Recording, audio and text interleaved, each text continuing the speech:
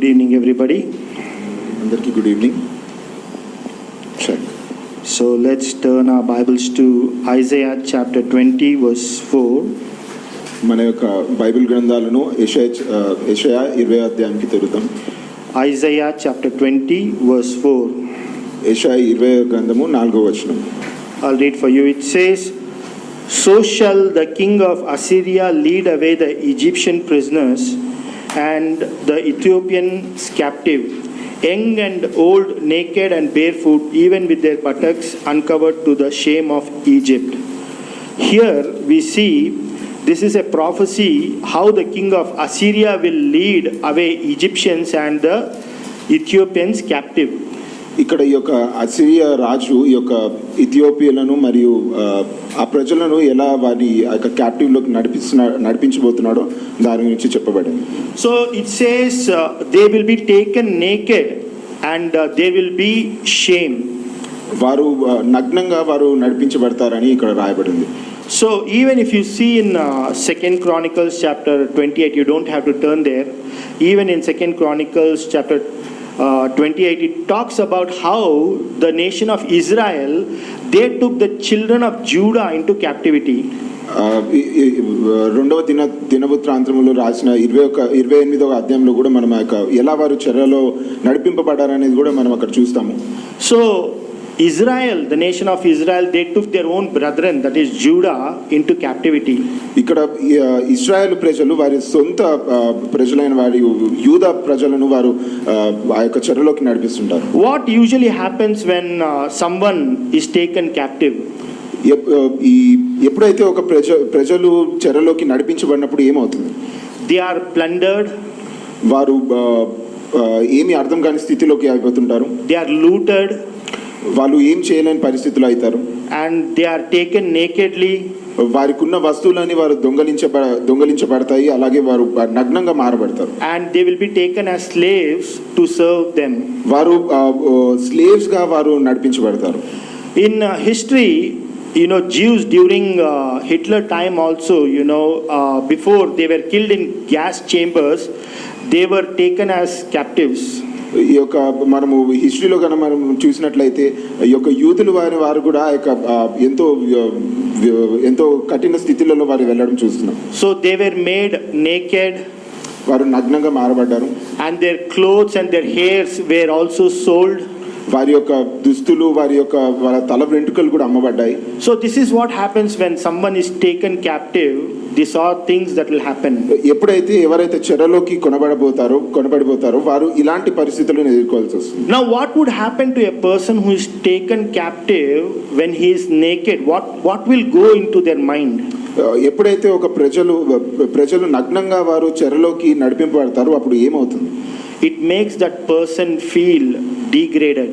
వాళ్ళు తృణీకరించుకునే రీతిగా అది ఆ పరిస్థితులు మారుతాయి. His or her, you know, reputation will be injured. వారి యొక్క పేరు ప్రఖ్యాతులు అనేవి మొత్తం కూడా పోతుంటాయి. There will be painful sensation and guilt consciousness. ఎంతో బాధాకరమైన విషయాలు గుండా వాళ్ళు వెళ్ళవలసి వస్తుంది. So this is what happens when somebody is made naked and taken as captive. ఇలాంటి పరిస్థితులు ఎదుర్కోవాల్సి వస్తుంది. In the Garden of Eden, Satan committed the shameful act of making Adam and Eve sin and brought nakedness and shame. ఈ యొక్క ఏదెను తోటలో కూడా మనం చూసినట్లయితే ఆదాము అవ్వలని సాతానుగాడు వారి యొక్క మనసులను మార్చి వారి పాపం చేసే రీతిగా చేశాడు. అలా చేసిన ద్వారంగా వాళ్ళు నగ్నంగా మారబడ్డారు. Sin uncovers and brings shame. ఈ యొక్క పాపం అనేది మనల్ని నగ్నంగా మారుస్తుంది, అలాగే మనకి సిగ్గుని తీసుకొస్తుంది. Satan is a captor who takes people captive through sin. ఈ యొక్క సాతాను అనేవాడు ప్రజలను ఈ యొక్క పాపం ద్వారంగా చెరలోకి నడిపించేవాడిగా ఉంటాడు. So sin will uncover and bring shame. ఈ యొక్క పాపం అనేది మన యొక్క జీవితాల్లో మనం ఎప్పుడైతే పాపం చేస్తామో అది మన జీవితాలకి సిగ్గును అనేది తీసుకొని వస్తుంది. Then it will bring guilt, pain and will leave a person, you know, completely degraded. ఈ యొక్క పరిస్థితుల గుండా మనం వెళ్ళినప్పుడు అది ఆ యొక్క పాపం అనేది మనకి సిగ్గును అనేది అన్ని కోల్పోయిన స్థితిలోకి మనల్ని నడిపిస్తుంది. Now we will turn our Bibles to John chapter 19. మన యొక్క బైబిల్ గ్రంథంలో యోహాను సువార్త 19వ అధ్యాయానికి తెరుద్దాం. John chapter 19 verse 23 to 24. యోహాను సువార్త 19వ అధ్యాయము 23వ వచనం నుంచి 24వ వచనం. I'll read for you in English.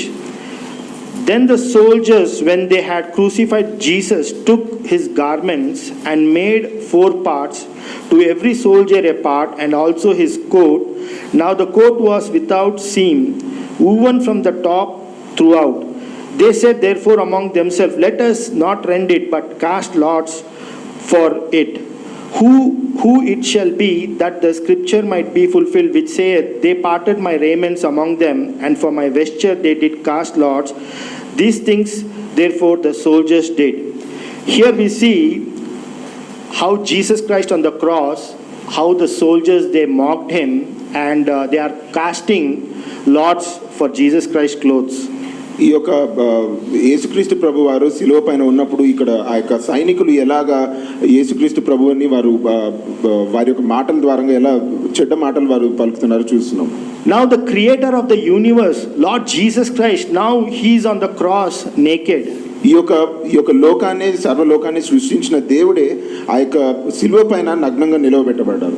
Satan's nature is to make a man, make people lose everything. ఈ యొక్క సాతాను యొక్క వాడి యొక్క ప్రణాళిక ఏంటంటే మనుషుడికి ఉన్న యొక్క ప్రతి విషయాలను ఆ మనుషుడు పోగొట్టుకొని ఉండే రీతిగా చేయాలని వాడి ఆశ. He want people to be plundered and finally to put people to shame. వాడికున్న ఆశ ఏంటంటే మనకున్న ప్రతిదీ కూడా మనం పోగొట్టుకొని ప్రతిదీ కోల్పోయి మనము ఆ యొక్క దిగులతో చింతతో జీవించాలనేది వాడి ఆశ. But God's nature is to cover. కానీ దేవుని యొక్క ఉద్దేశం ఏంటంటే మనల్ని కప్పి ఉంచాలని దేవుని యొక్క ఉద్దేశం. To restore, మనల్ని మరలా నడిపించాలని దేవుని ఉద్దేశం. and give victory. మనకి విజయాన్ని ఇవ్వాలని దేవుని ఉద్దేశం. On the cross Jesus took my painful consciousness of guilt. ఆ యొక్క శిలువ పైన మనము పొందవలసిన ఆ యొక్క సిగ్గుని వాటినన్నిటిని కూడా యేసుక్రీస్తు ప్రభు వారు తన పైన శిలువ పైన మోసుకున్నారు. On the cross he took our shame, our degrading he took on the cross. మనము పొందవలసిన ఆ యొక్క విషయాలన్నిటిని కూడా యేసుక్రీస్తు ప్రభు వారు ఆయన పైన మోసుకున్నారు. To bear my shame and nakedness did not stop the King of universe to go to the cross. మన యొక్క పాపములను మన యొక్క ఆ యొక్క విషయాలన్నిటిని యేసుక్రీస్తు ప్రభు వారు తన పైన మోపుకోవడానికి ఆ యొక్క సిలువకు వెళ్ళేదానికి అది అడ్డుగా లేదు. So glorious God on the cross bear your and mine shame. ఈ యేసుక్రీస్తు ప్రభువారు మన అందరి పాపములను ఆ యొక్క సిలువ పైన మోసాడు. But what was happening on the cross? కానీ ఆ యొక్క సిలువ పైన ఏం జరుగుతుంది? On the cross the sting of guilt was put to death. ఆ యొక్క మనకుండే ఆ యొక్క దిగులు అనే దాని గురించి అక్కడ ఆ యొక్క ముళ్ళును కూడా విరచడం జరిగింది. On the cross sting of shame was put to death. మనము ఏదైతే ఆ యొక్క సిగ్గులో జీవించామో ఆ యొక్క దాన్ని కూడా అక్కడ తీసివేయడం జరిగింది. On the cross the sting of death was put to death. ఆ యొక్క మరణపు యొక్క ముళ్ళును కూడా అక్కడ ఆ యొక్క సిలువ పైన విరచడం జరిగింది. And at the same time healing was released on the cross. అదే సమయంలో ఆ యొక్క మనకి స్వస్థత అనేది కూడా మనకి విడిపింపజరిగింది. For all mental agony and guilt. మనము వెళ్తున్న యొక్క పరిస్థితుల గుండా వాటన్నిటిని కూడా మనల్ని స్వస్థపరచడానికి అది విడుదల చేయబడింది. Healing for all our shame. మనం పొందుకున్న యొక్క ప్రతి ఒక్క శ్రమను వాటి నుంచి మనం తప్పించాలని అది జరిగింది. On the cross my loss was converted to victory. మన యొక్క ఆ యొక్క మనం కోల్పోయిన పరిస్థితులన్నింటినీ కూడా ఆ యొక్క విజయానికి మార్చే రీతిగా సిలువ చేసింది. So in Ephesians chapter 4 verse 8 it says Christ's resurrection has taken the captor, that is Satan, into captivity.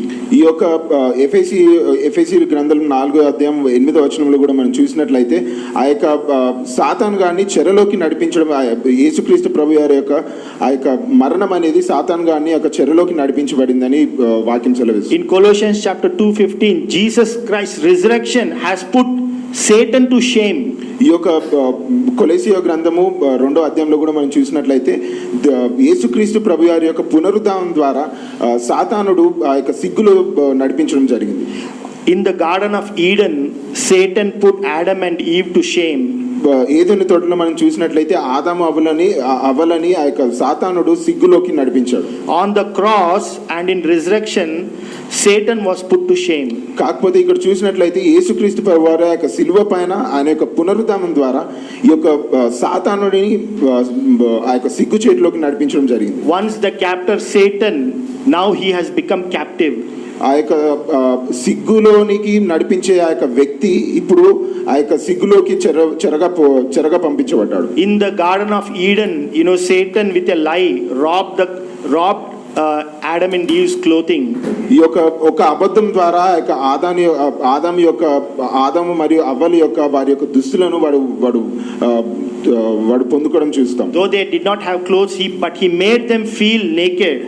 వారికి దుస్తులు అక్కడ ఆ యొక్క సందర్భంలో లేకపోయినప్పటికీ వారు నగ్నంగా మారబడ్డారు అనేది వారు తెలుసుకున్నారు. Let's look one last scripture, Isaiah chapter 61 verse 10. యెషయా అధ్యాయం 10వ అధ్యాయంలో మనం చూద్దాం. Isaiah chapter 61 verse 10. యెషయా 61 అధ్యాయం 10వ వచనం. Because of the cross and the resurrection, this has happened to us.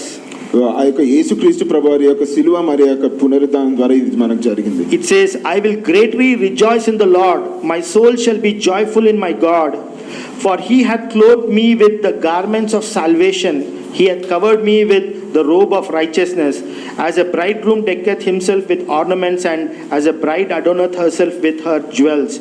Here, the scripture is telling, there is great rejoicing of my soul. ఈ యొక్క వచనం చెప్తుంది ఏంటంటే మన యొక్క ఎంతో ఆనందంతో మన యొక్క మనసు ఉందని, ఇక్కడ ప్రాణం ఉందని ఇక్కడ తెలియజేయబడుతుంది. Because it says, because of Jesus Christ there is rejoicing and joy in our lives. యేసుక్రీస్తు ప్రభువారు చేసిన ఆ యొక్క కార్యం ద్వారంగా మనకి ఎంతో ఆనందం కలిగిందని యొక్క వాక్యం సెలవిస్తుంది. It says he has clothed us with the garment of salvation. మనకి రక్షణ అనే యొక్క కవచమును మనకు ధరింపజేశాడని యొక్క వాక్యం. He has clothed us with the garment of righteousness. నీతి అనే వస్త్రమును మనకి ధరింపజేశాడు. From nakedness, shame to glorious garments. ఆ యొక్క నగ్నమైన స్థితిలో నుంచి మనకి మహిమ పొందే రీతిగా మనం ఆ యొక్క మహిమలోకి మనకి దేవుడు నడిపించాడు. So resurrection has brought glory to God.